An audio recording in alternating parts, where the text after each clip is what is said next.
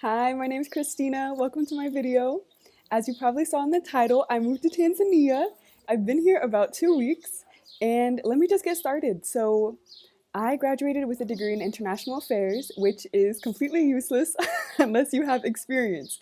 So I'm out here getting experience, learning Swahili, and just enjoying the culture, enjoying the food, the people, and learning the language. So the goal with my degree was to close the gap between developed and developing nations. Mainly, I'm focused on Africa because I just don't think that the world sees Africa for what it really is.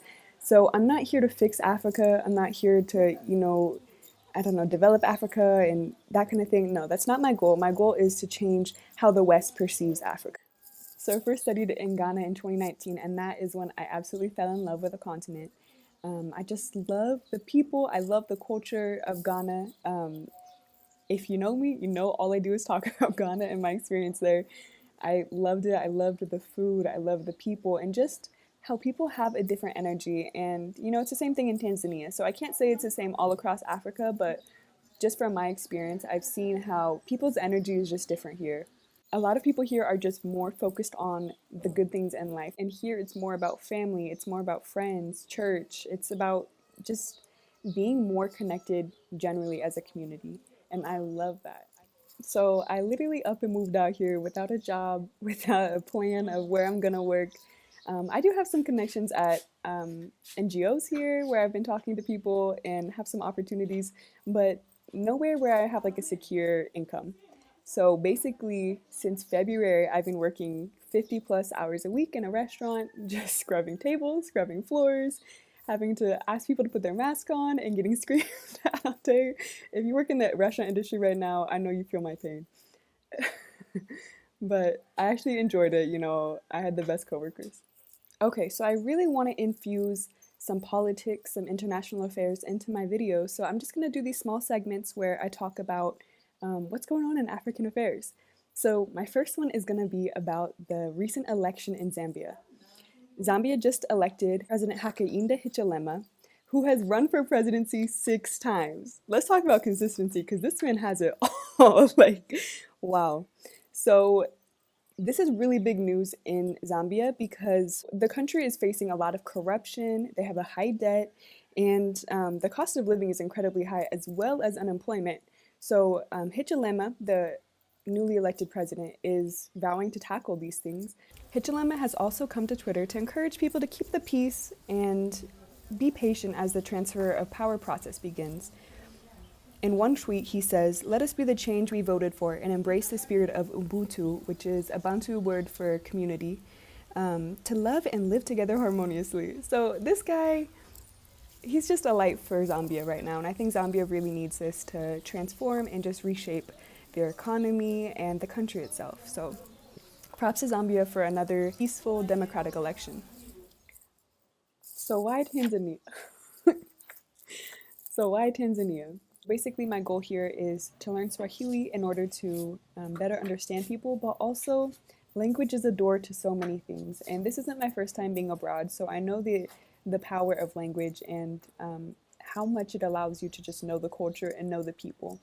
So by speaking Swahili, I'll get a lot more into the history and the culture of the people and the way of life. Like learning a language is so powerful, and I encourage anybody who hasn't learned a language yet to get into it because you'll learn so much about not only a people but their history, their culture, and all of that. So not only do Tanzanians speak the number one language in Africa, which is Kiswahili, but they also have the most beautiful country. So Tanzania is the home of Mount Kilimanjaro. There's the Serengeti here. There's also the pristine beaches of Zanzibar and just along the coast. They just have some of the most beautiful geographical locations, and the people so far have just been incredible as well. So I'm just very thankful to be here and just being able to explore and experience what I can while I can. Okay, so I was connected to a friend here through one of my friends at church who's Kenyan, and he connected me to one of his friends here in Tanzania, and she and her family have just been such a blessing to me.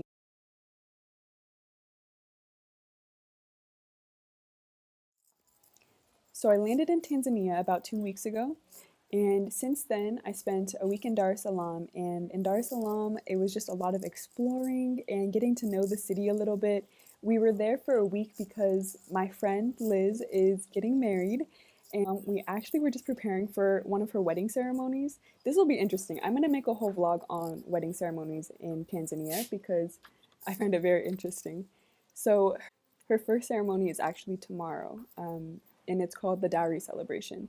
So in Tanzania, before a bride gets married, there's about, well, I guess, okay, before the big wedding, there's about 6 different celebrations. I don't know if 6 is the right one. There's a lot. And so the first one is coming up tomorrow, and it's the dowry celebration. So for a dowry celebration, groom's family and the bride's family come together, and they have this big celebration, and the groom's family pays for the bride. And this isn't like, I don't know, like he doesn't own her after this. It's basically out of respect for the bride, and for the bride's family. So we were running around a lot doing errands, but that was perfect because I had the opportunity to just explore Dar es Salaam and see the people, see the culture, and just, really just jump in, to Tanzanian living. So after being in Dar es Salaam for a week, we actually ended up coming to Mwanza, where her family lives. And we're in the city of Mwanza, but in just like a smaller suburb or neighborhood, um, in Mwanza. And Mwanza is actually on the opposite side of the country. So Dar es Salaam is right on the coast and is just, yeah.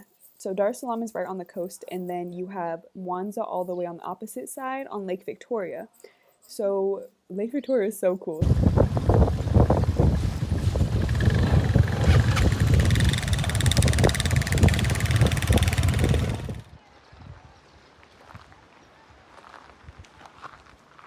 So I've been in Mwanza for about a week, and I've just been enjoying being with her family and just hearing them speak in Swahili, watching TV in Swahili. I have a textbook, so I've been learning Swahili like that.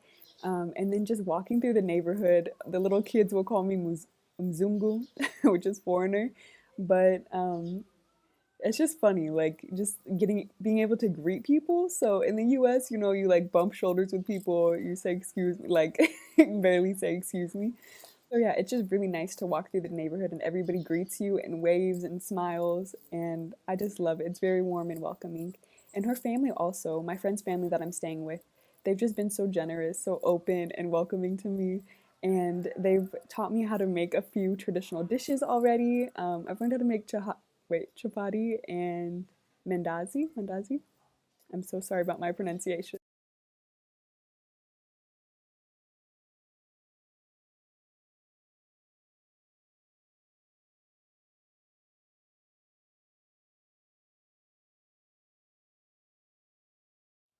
There was actually another marriage ceremony. So I told you there's a lot of these different ceremonies, and just right across the street, one of our neighbors is getting married too. And apparently, another one of the events is where the entire village comes together, and I think they like make donate like not donations, but they basically like give you some money for the wedding, and then they just celebrate your engagement. So that's really cool. Like in the US, I don't know. This is okay. I'm from Nevada, so this is just my experience. But I was living in Reno. I didn't know any of my neighbors, like a single one of them. I didn't know them. We didn't talk. We did not talk. So here for them to come together when somebody gets married and just help them prepare for the wedding and celebrate them, I just think that's beautiful. And it just goes to show how much community matters out here. So I think that's basically it. I've really just been enjoying my time here, relaxing. Yeah, just hanging out, getting to know people, getting to know the culture and the language. So thank you so much if you watched until this point, and I'll be back with another video soon.